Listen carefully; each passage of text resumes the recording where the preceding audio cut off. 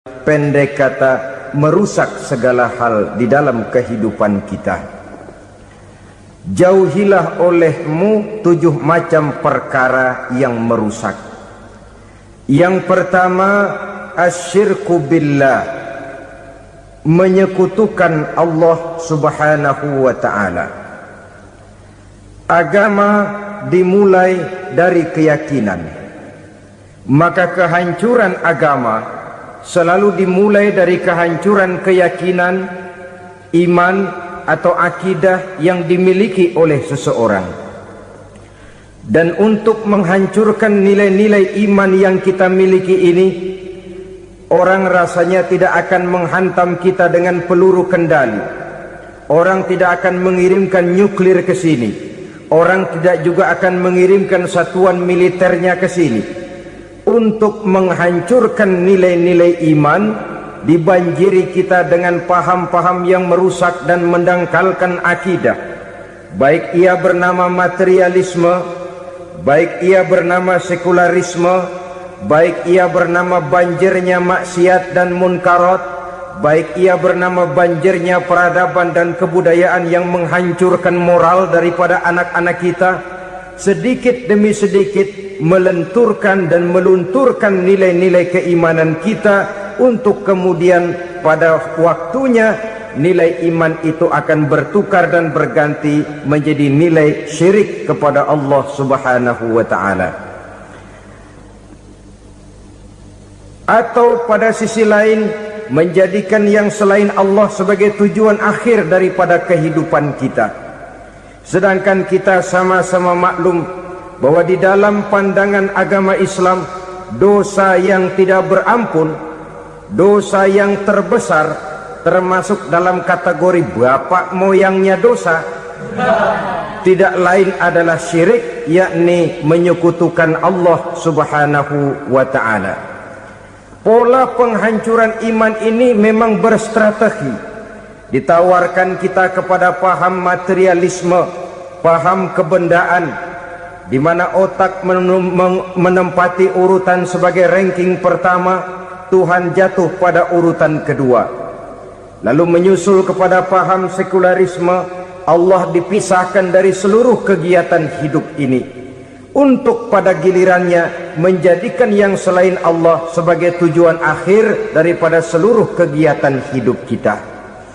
Oleh karenanya, kewajiban menjaga nilai-nilai iman ini merupakan kewajiban yang mulia tetapi berat, tidak hanya untuk kita, tetapi juga bagaimana mewariskannya kepada anak-anak kita, generasi yang akan datang.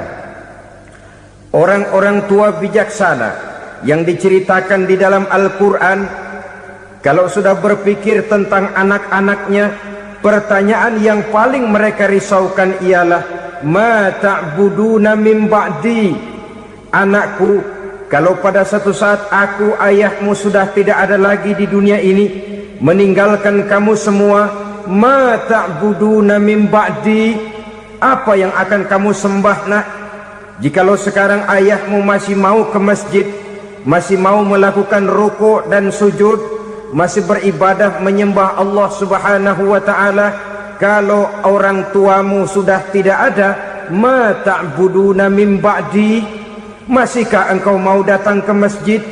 Masihkah engkau mau rukuk dan sujud? Masihkah engkau mau menyembah Allah subhanahu wa ta'ala? Pertanyaan ini yang dipikirkan oleh Nabi Yakub kepada putra-putranya. Pertanyaan ini yang diteruskan oleh Nabi Ibrahim kepada anak-anaknya. Pertanyaan ini yang diwariskan oleh generasi ulama salafus saleh kepada para generasi berikutnya. Bagaimana kita generasi sekarang? Kita orang-orang tua sekarang bukan berfikir ma ta'buduna min ba'di, malah yang kita fikirkan ma ta'kuluna min ba'di. Kalau bapak tidak ada nanti kamu makan apa nak? Perkara kamu nyembah apa? Urusan nomor 18. Yang penting kamu nanti hidup bisa makan nak. Maka kita sibuk mewariskan harta kepada anak-anak kita. Kita sibuk mewariskan kebun dan tanah kepada anak-anak kita. Kita sibuk mewariskan pabrik kepada anak-anak kita. sementara kita lupa mewariskan intan yang paling mahal, mewariskan mutiara yang paling berharga, yaitu nilai iman kepada Allah Subhanahu wa ta'ala. Alangkah baiknya apabila warisan harta, warisan tanah dan kebun, warisan rumah dan pabrik didasari lebih dahulu dengan mewariskan nilai iman kepada Allah Subhanahu wa ta'ala. Sebagai orang-orang tua, kita boleh bersedih kalau anak kita tidak mengerti komputer. Kita boleh bersedih kalau anak kita tidak mengerti matematika. Kita boleh bersedih kalau anak kita tidak mengerti bahasa Inggris. Tapi sewajarnya lebih bersedihlah kita orang tua jikalau mempunyai anak yang tidak kenal Allah sebagai Tuhannya, yang kemudian tidak mau rukuk dan sujud kepada Allah Tuhannya. Itulah kemalangan yang paling malang bila kita meninggalkan generasi yang tidak bertauhid kepada Allah Subhanahu wa ta'ala. Betapapun anak kita tidak ngerti komputer, saudara, paling-paling kerugiannya cuma kerugian dunia. Masuk dia ke alam barzakh, munkar nakir tidak akan sempat tanya kau belajar komputer apa tidak. Kumpul dia di padang mahsyar, malaikat juga tidak akan tanya matematikamu nilainya berapa. Yang ditanya kau kenal Allah, kau rukuk dan sujud kepadanya, kau pernah datang ke masjid. Oleh karena itu sekali lagi, menjaga nilai iman tidak hanya untuk kita, tetapi juga mewariskannya kepada anak-anak kita, generasi yang akan datang. Sungguh kemalangan yang paling besar apabila kita meninggalkan anak-anak kita. Mereka kita tinggalkan lemah ekonominya, itu tidak baik. Mereka kita tinggalkan lemah otaknya, itu pun akan membuat mereka tertinggal oleh yang lain.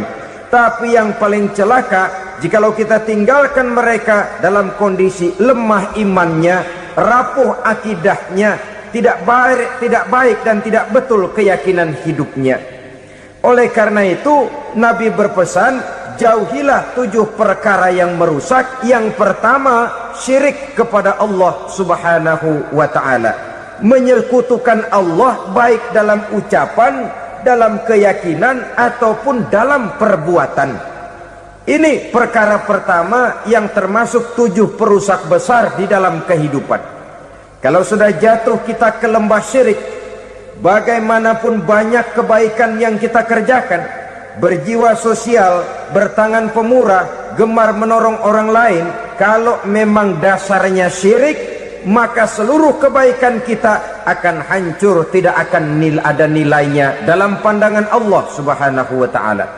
Dalam pandangan manusia, mungkin kita dicatat sebagai orang sosial, gemar menolong orang lain, tidak berpangku tangan melihat orang yang mendapat kesulitan. Tapi oleh karena dasarnya syirik, dasarnya tidak mentauhidkan Allah, maka seluruh nilai kebaikan yang kita kerjakan tidak akan ada nilainya dalam pandangan Allah Subhanahu wa ta'ala. Maka jagalah iman kita, jangan sampai dihinggapi penyakit syirik yang bagaimana kecilnya sekalipun.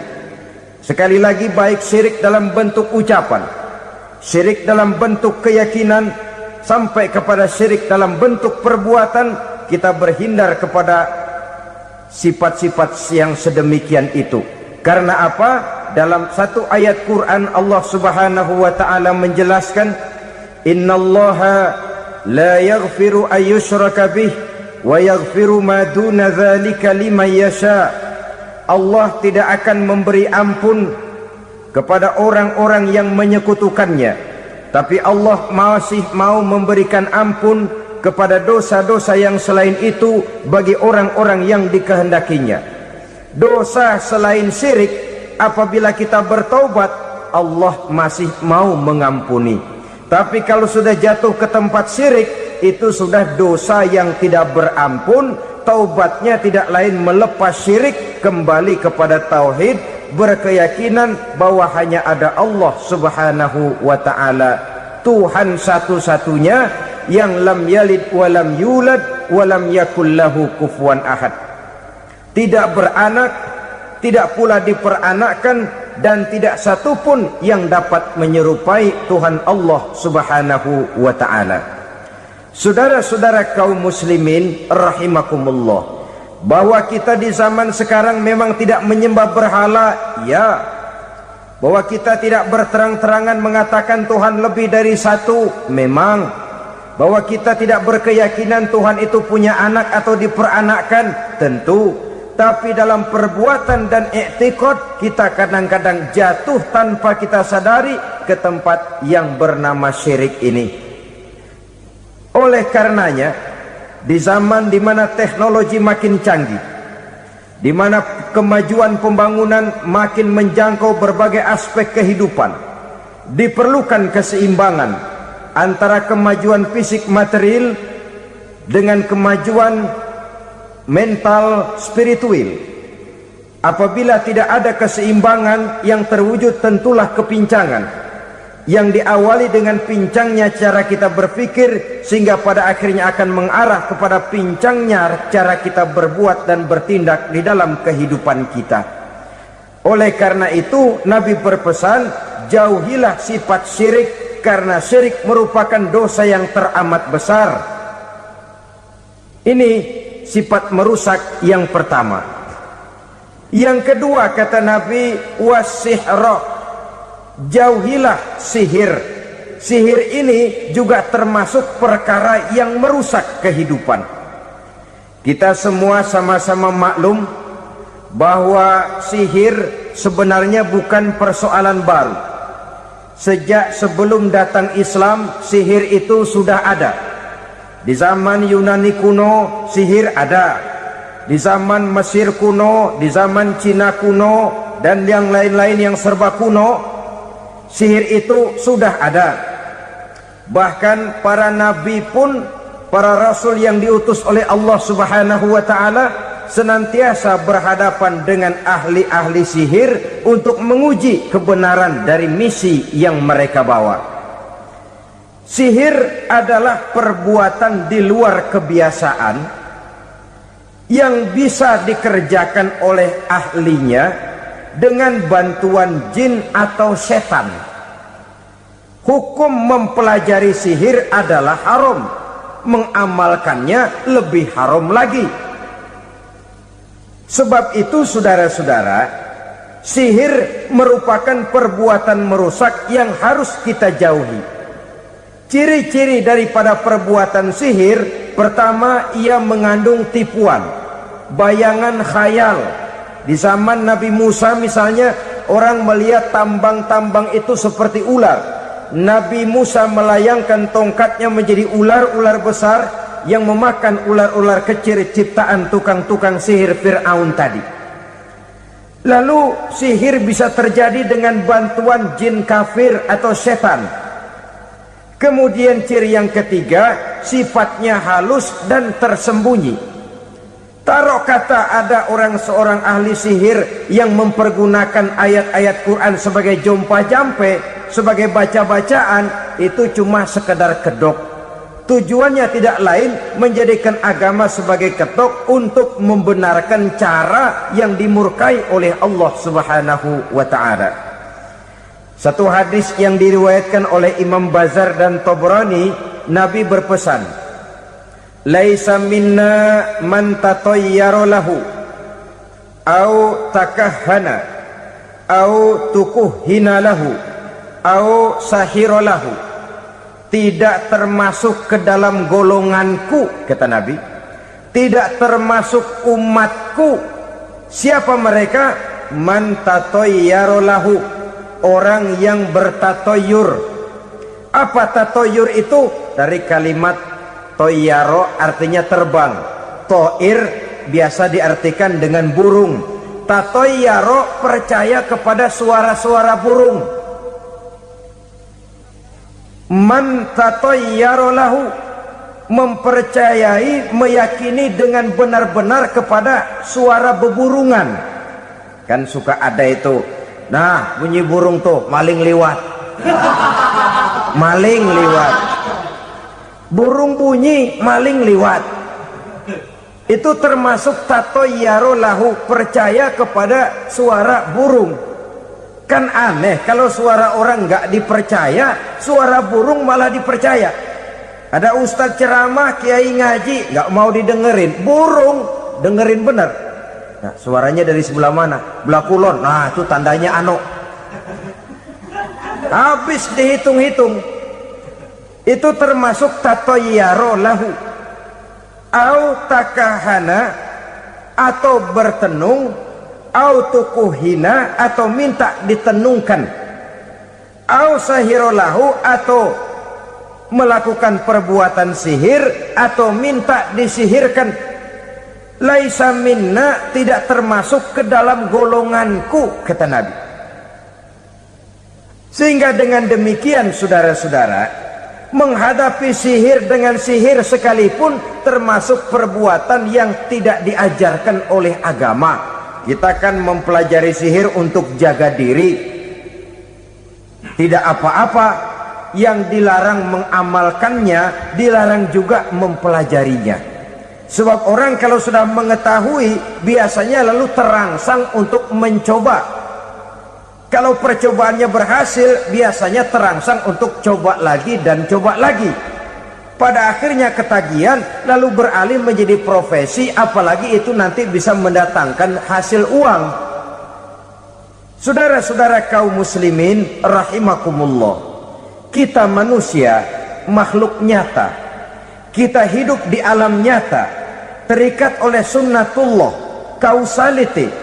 Oleh karenanya bagi kita keyakinan yang penuh, keikhlasan di dalam bertuhankan Allah, penyerahan diri sepenuhnya hanya kepadanya, itu sudah merupakan obat penangkal yang sangat ampuh agar kita tidak terkena penyakit-penyakit yang dibuat oleh setan dan para pembantunya.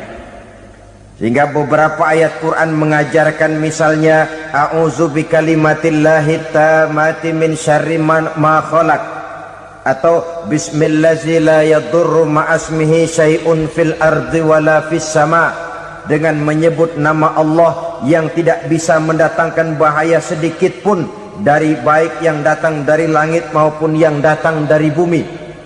Jiwa yang kosong dari keyakinan yang penuh kepada Allah, jiwa yang penuh was-was dan ragu-ragu, itu yang mudah terserang oleh penyakit-penyakit yang dikerjakan oleh para tukang-tukang sihir, yaitu oleh setan dan seluruh para pembantunya.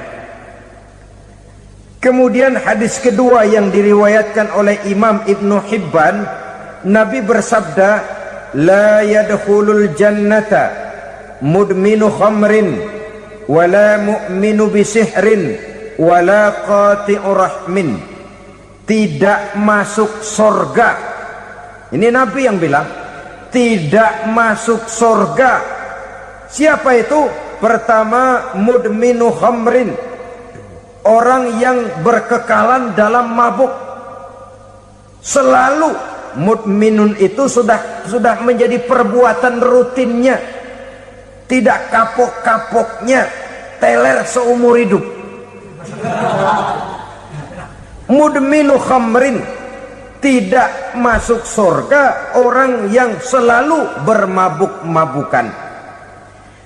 Yang kedua, wala mu'minu bisihrin, orang mukmin tapi main sihir. Ini juga oleh Nabi diperingatkan, tidak akan masuk surga orang mukmin tapi suka main sihir. Wala qati'u rahmin, dan tidak juga orang yang memutuskan silaturahmi. Tiga macam manusia yang diperingatkan Nabi tidak akan masuk surga: orang yang selalu mabuk, orang mukmin yang main sihir, dan orang yang memutuskan silaturahmi. Saudara-saudara kaum muslimin rahimakumullah, lalu orang berkata, kenapa dilarang kita bersihir? Padahal Rasul sendiri kan punya mukjizat. Nah, kita memang harus membedakan antara mukjizat dengan sihir. Dalam kehidupan agama kita kenal ada yang namanya mukjizat, ada yang namanya karomah atau keramat biasa diucapkan, ada yang namanya maunah, ada yang namanya irhas, ada juga yang namanya sihir. Kesemuanya ini berbeda, saudara-saudara. Yang dinamakan mukjizat itu khusus untuk para rasul saja. Satu kejadian luar biasa yang terjadi dilakukan oleh Rasul atas izin dari Allah Subhanahu wa ta'ala. Perbedaannya dengan sihir jelas. Sihir dari setan, mukjizat dari Allah. Sihir bisa dipelajari, mukjizat tidak. Sihir umumnya untuk maksud-maksud yang tidak baik, sedangkan mukjizat untuk memperkuat kebenaran yang disampaikan oleh para rasul dan ditentang oleh umatnya. Bahkan kafir Quraisy dahulu menganggap orang-orang ahli sihir itu berada dalam satu posisi yang hina, sehingga mereka mengatakan dan menuduh Nabi Muhammad sebagai tukang sihir. Tuduhan sebagai tukang sihir adalah tuduhan yang sangat aib dan hina. Di tengah masyarakat kufar jahiliyah, kedudukan tukang sihir dipandang sebagai kedudukan yang hina, sehingga mereka mengejek Nabi dengan sebutan tukang sihir. Jadi mukjizat hanya untuk Rasul saja. Kemudian karomah. Karomah ini asal kata dari karoma, kehormatan, kemuliaan yang diberikan Allah kepada hamba-hambanya yang rajin mendekatkan diri kepadanya. Oleh karena ketekunannya melaksanakan ibadah, Allah memberikan keistimewaan kepada orang itu, yang dengan keistimewaannya dia bisa mengerjakan yang tidak bisa dikerjakan oleh orang lain. Karomah hanya bisa dicapai dengan prestasi ibadah. Kalau sihir, mau ibadah apa enggak, asal dia belajar, bersatu dan berteman dengan setan, memenuhi persyaratan-persyaratan setan, biasanya lalu bisa. Sedangkan karomah tidak mungkin terwujud tanpa orang mendekatkan diri sedekat-dekatnya kepada Allah Subhanahu wa ta'ala. Maka kita lihat biasanya orang-orang yang punya ilmu sihir, mukanya rata-rata nggak enak dilihat. Kumuh, jauh dari air wudhu, jauh dari sujud kepada Allah, malah berteman dengan setan, menjadi pelayan-pelayannya setan. Saudara-saudara, adapun maunah, keistimewaan yang diberikan Allah kepada hamba-hambanya yang belum sampai kepada tingkat wali, tapi orang itu lebih banyak kebaikannya daripada kesalahannya. Umpamanya, saudara jalan bertiga di pinggir jalan, saudara ada pada posisi di tengah, lalu bertiga ini ketabrak mobil. Menurut perhitungan saudara mati lebih dahulu. Tapi terjadi hal yang aneh, dua teman saudara mati, saudara malah cuma luka dan lecet sedikit saja. Apa itu? Kalau kita lebih banyak kebaikannya daripada kesalahannya, itu yang dinamakan maunah, pertolongan yang diberikan Allah kepada hamba-hambanya yang lebih banyak kebaikannya daripada kesalahannya. Sedangkan yang dinamakan irhas, kejadian luar biasa pada diri seseorang pada waktu dia masih kecil, yang menunjukkan tanda-tanda keistimewaannya. Itu umumnya pada para nabi pada usia kecilnya sudah ada irhas, tanda-tanda istimewa. Jelas baik mukjizat, karomah, maunah maupun irhas berbeda dengan sihir. Sihir ini jelas saja merupakan bantuan dan persekutuan antara manusia dengan setan. Padahal setan, kata Allah dalam Al-Quran, innahu lakum aduwwum mubin, sesungguhnya setan bagi kamu adalah musuh yang sangat jelas. Saudara-saudara kaum muslimin rahimakumullah, di zaman sekarang dalam menghadapi beban kehidupan yang makin pelik, menghadapi stres yang tidak kunjung selesai, menghadapi persoalan-persoalan yang teramat berat, orang sering mencari jalan keluar kepada hal-hal yang menurut pendapatnya bisa meringankan beban moralnya itu.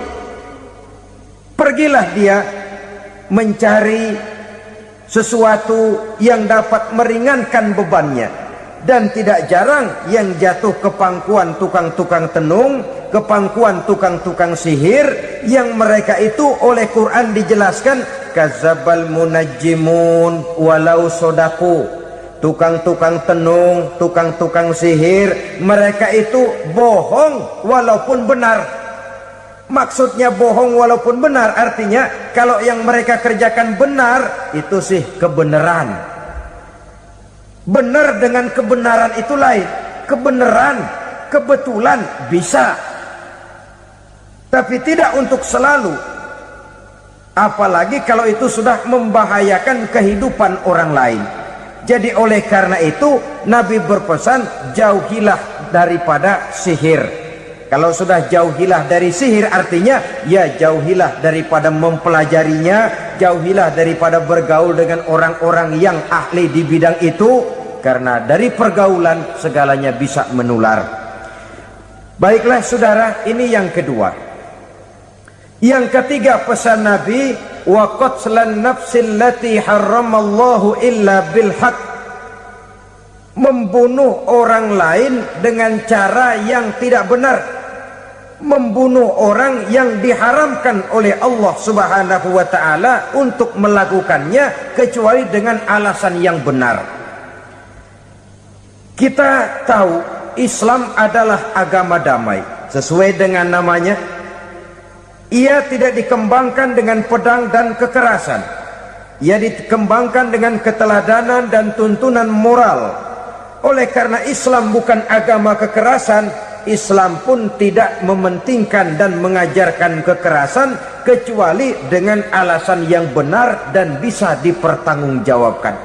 Membunuh dengan sengaja, menghilangkan nyawa orang lain tanpa alasan yang bisa dibenarkan adalah merupakan dosa besar dan satu di antara 7 perkara yang bisa mendatangkan kerusakan dalam kehidupan dan yang hendaknya harus kita jauhi.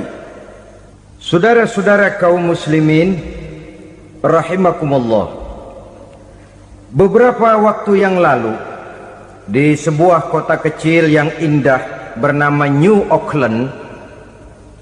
Saudara tahu New Auckland? Itu dari Gunung Kidul masih ngidul lagi. Pernah diadakan satu seminar yang membicarakan bagaimana menyelamatkan masyarakat manusia dari bahaya Perang Dunia Ketiga. Diperkirakan kalau terjadi Perang Dunia Ketiga, manusia tidak akan tersisa. Sebab apa? Pada waktu itu cadangan nuklir yang dimiliki oleh bersama Amerika dan Rusia konon sudah sanggup memusnahkan 6 miliar manusia pada saat jumlah manusia baru 5 miliar. Jadi kelebihan nuklir dunia ini.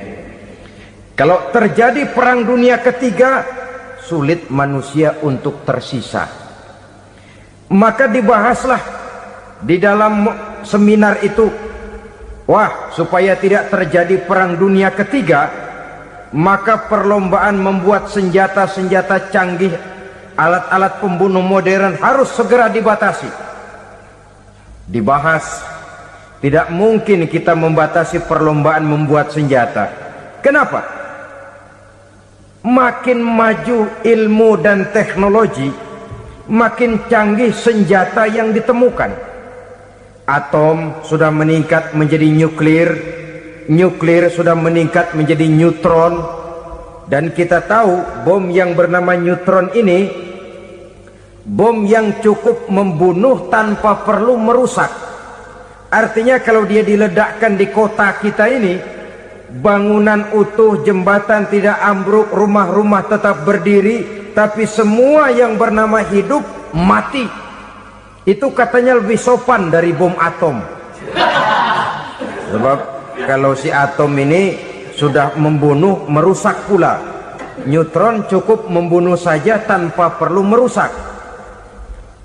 Jadi majunya senjata-senjata teknologi sebagai akibat yang logis dari kemajuan ilmu pengetahuan ini tidak bisa kita batasi. Dan memang sebenarnya yang bahaya bukan senjatanya, tapi manusia yang mengendalikan senjata itu. Mereka kembali kepada prinsip the man behind the gun. Bukan senjatanya yang bahaya, tapi manusia yang mengendalikan senjata itu yang bahaya. Walaupun senjatanya modern, katakanlah model M16 umpamanya, kalau yang mengendalikannya orang beriman, insya Allah aman. Tapi biar megang cuma senapan angin, kalau yang megang orang brutal, ngeri kita deket-deket.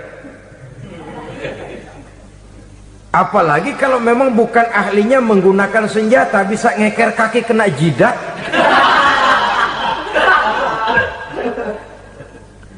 Mereka kembali kepada prinsip lama yang tetap baru. Bukan senjatanya yang harus dibatasi, manusia yang mengendalikan senjata itu yang perlu dibicarakan. Nah, kalau begitu, agar manusia tidak mempergunakan senjata sewenang-wenang, apa yang harus kita lakukan? Ya, manusianya harus bermoral. Ya, tapi moral yang mana? Di dunia ini banyak ajaran tentang moral. Itu pun mudah saja. Di sini kan kita undang saja ahli dari berbagai agama untuk membicarakan konsep perdamaian menurut agamanya masing-masing. Baik, setuju itu? Setuju. Maka tampillah para ahli agama, mereka kembali kepada prinsip moral daripada konsep yang terkandung di dalam ajaran agama untuk menegakkan perdamaian.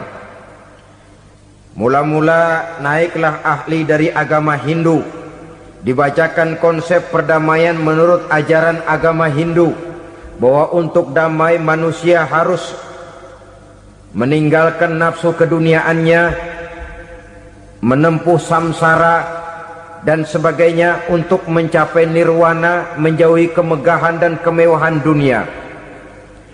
Ini lalu dibahas, rasanya juga tidak mungkin ini.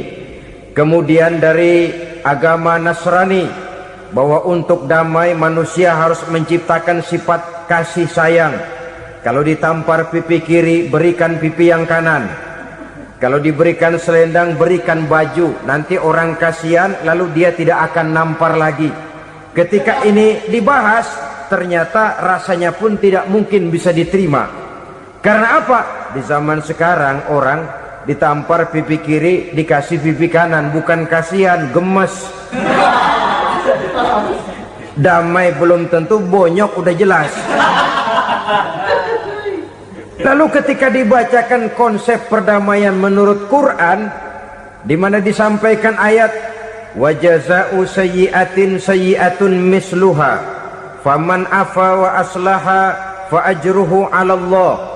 Balasan terhadap satu kejahatan adalah kejahatan yang seimbang, tetapi barang siapa yang memberi maaf dan mencari jalan damai, itulah yang terbaik dan akan mendapat pahala dari Allah Subhanahu wa ta'ala.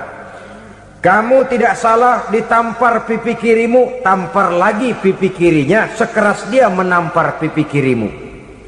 Nanti orang tidak mau menampar kita karena dia tahu kalau dia tampar kita, dia akan menderita tamparan sekeras dia menampar kita. Akan terjadilah prinsip saling hormat menghormati, tidak saling ganggu, tidak saling usil, tidak saling jahil.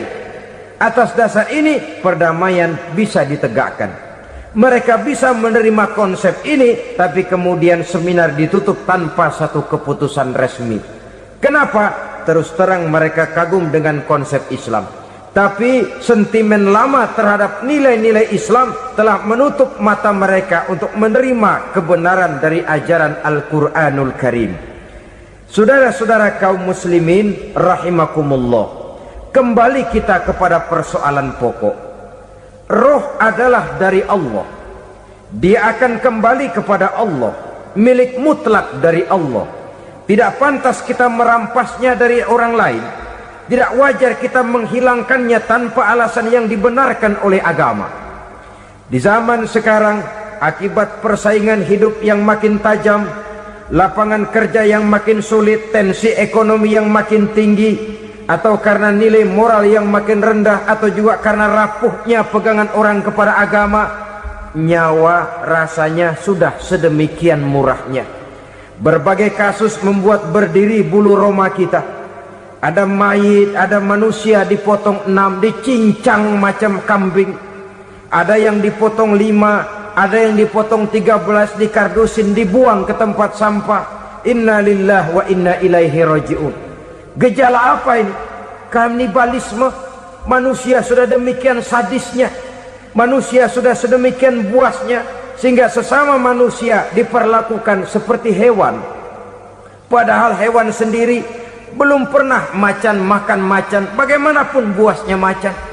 Belum pernah serigala memakan serigala, bagaimanapun brutalnya serigala. Tetapi manusia makan manusia di zaman sekarang kadang jadi kenyataan dalam kehidupan kita. Kadang persoalannya remeh saja, soal uang 200 perak, pisau bicara, nyawa melayang. Soal rokok sebatang, celurit bicara, nyawa melayang. Soal-soal yang sama sekali tidak prinsip, begitu mudah kita menghilangkan nyawa orang lain. Padahal Nabi pernah memperingatkan, apabila dua orang muslim sudah berkelahi dan berbunuh-bunuhan, al-qatil wal maktul finnar, yang membunuh dan yang terbunuh dua-duanya neraka. Sahabat heran, ya Rasul, kalau yang terbunuh, kalau yang membunuh masuk neraka itu sih wajar, tapi yang terbunuh kenapa neraka juga? Beliau menjawab, dua-duanya sudah punya niat untuk saling membunuh. Niatnya itu yang diponten. Yang terbunuh cuman lagi apes aja, keduluan dia. Umpama tidak terbunuh, pasti dia yang akan membunuh. Oleh karenanya al-qatil wal maktul, yang membunuh dan yang dibunuh finnar, dua-duanya masuk ke dalam neraka. Islam menghormati kehidupan, tidak hanya terbatas kepada sesama muslim, orang-orang yang berlainan agama pun yang mau hidup berukun, damai, berdampingan dengan umat Islam, jiwa mereka, darah mereka dilindungi oleh nilai-nilai Islam yang disebut dengan kafir zimmi ini. Mengganggu mereka sama saja dengan mengganggu aku, kata Nabi. Jadi oleh karena itu, sayangilah sesama. Kehidupan adalah anugerah Allah, bukan wewenang kita untuk mencabutnya dari orang lain, bukan wewenang kita untuk merampas dan menghilangkannya dari orang lain.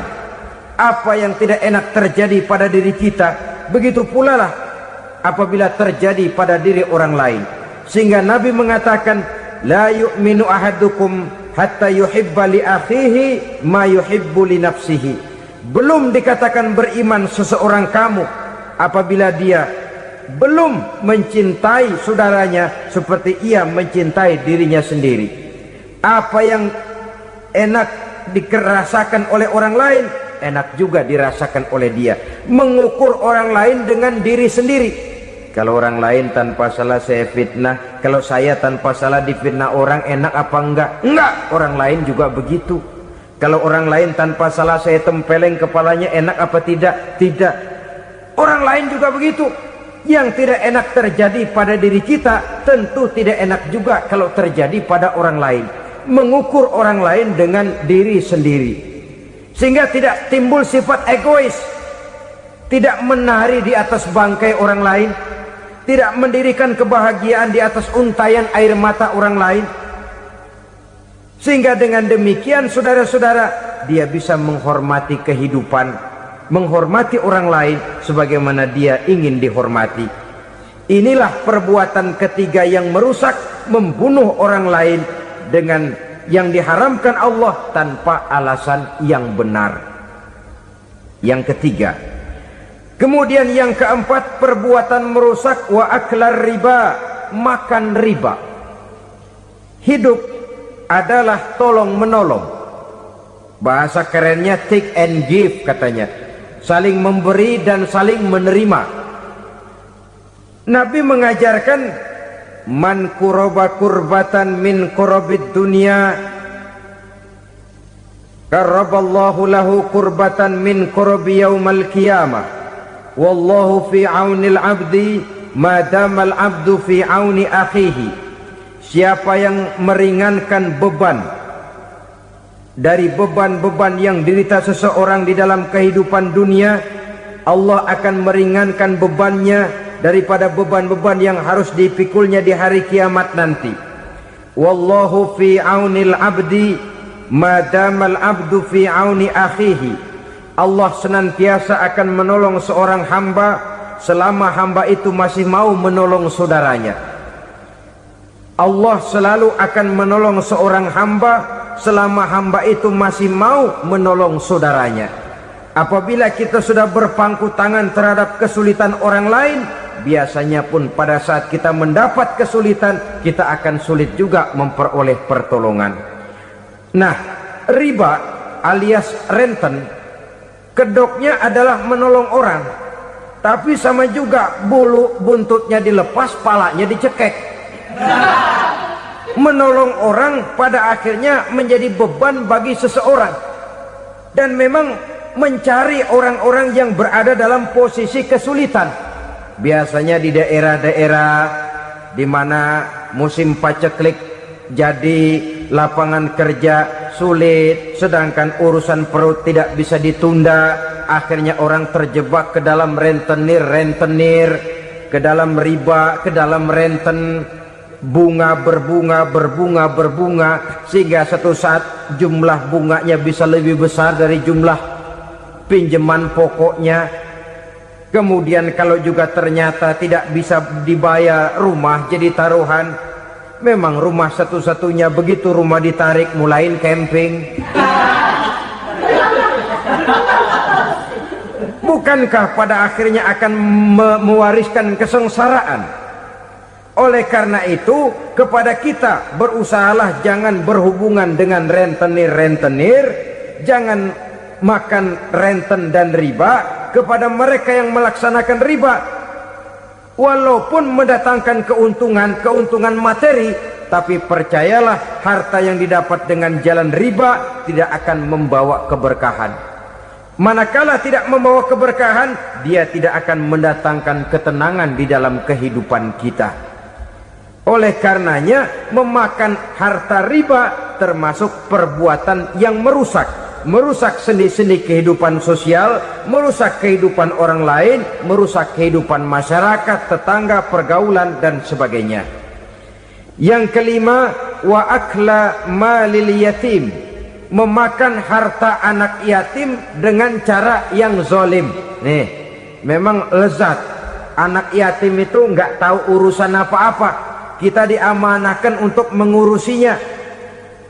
Kadang-kadang dibentuklah panitia penyantunan yatim piatu. Yatimnya mah tetap kelaparan, panitianya yang pada gendut.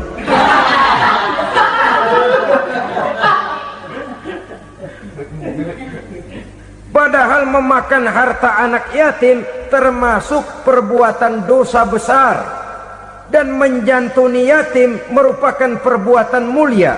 Nabi mengatakan, ana wa kafilul yatim kahataini yaumal qiyamah. Aku dan orang-orang yang menyantuni anak yatim seperti dua jari ini pada hari kiamat nanti. Dekat sekali. Jikalau ingin di hari akhir nanti dekat dengan Rasul, bersahabatlah dengan anak-anak yatim. Jadilah pengurus anak-anak yatim. Bangunlah panti-panti asuhan yatim. Pada saat bapak ibunya meninggal, kitalah yang menjadi orang tuanya. Bahkan sedemikian besar perhatian Islam terhadap anak-anak yatim ini, sehingga Quran memberikan peringatan, ara'aital ladzi yukadzibu biddin fadzalikal ladzi yad'ul yatim wa la yahuddu ala ta'amil miskin. Tahukah kamu siapa orang yang mendustakan agama, beragama tapi dianggap dusta, salatnya dusta, puasanya dusta, karena agamanya sudah berdusta. Siapa mereka? Fazalikal ladzi yad'ul yatim, orang yang menyia-nyiakan anak yatim, wala yahuddu ala ta'amil miskin, dan tidak pernah memberi makan kepada orang-orang yang menderita kemiskinan. Menyia-nyiakan, meninggalkan anak yatim termasuk perbuatan yang divonis kita sebagai orang yang mendustakan agama.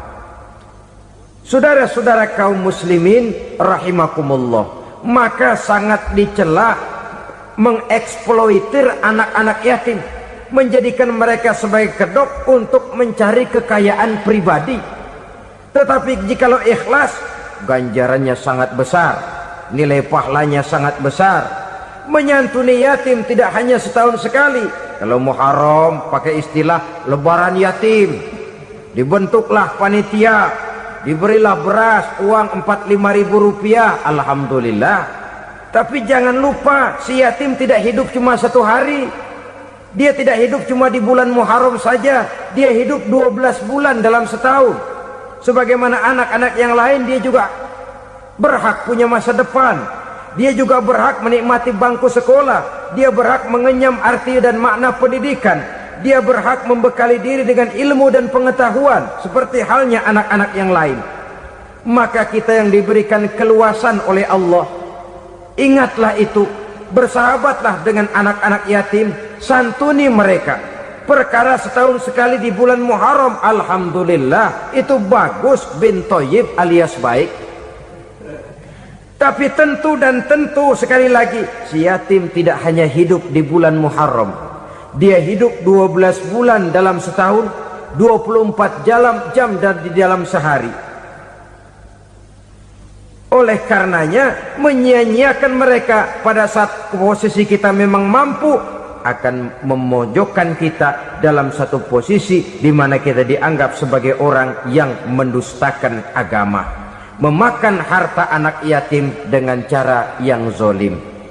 Bapaknya udah meninggal, kebunnya lebar, anaknya dikelecehin. Nah, dah kamu nggak usah pusing, nanti saya yang ngurus. Akhirnya bukan ngurus, nguras.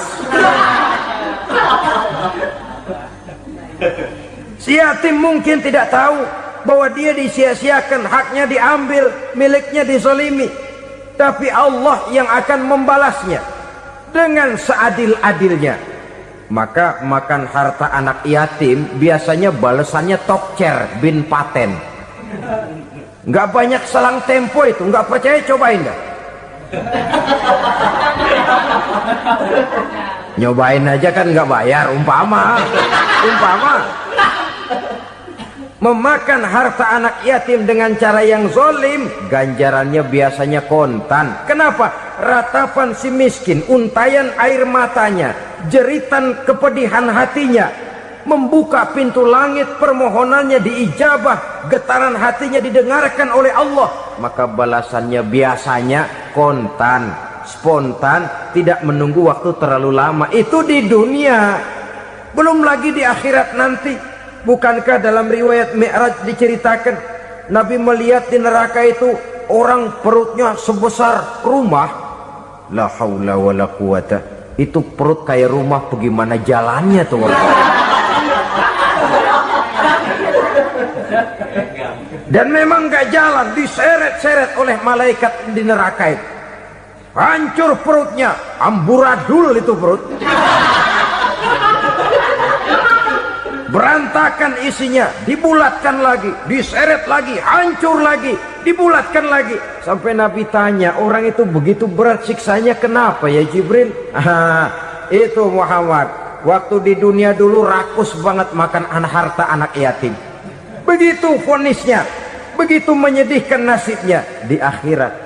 Tapi di dunia pun ketidakberkahan itu sudah membayangi kehidupannya.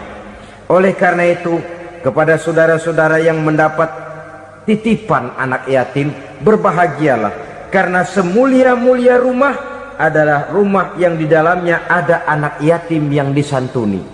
Sehina-hina rumah adalah rumah di mana di dalamnya ada anak yatim yang disia-siakan. Begitu kata Nabi kita. Rumah yang paling mulia dalam pandangan Allah, rumah yang di dalamnya ada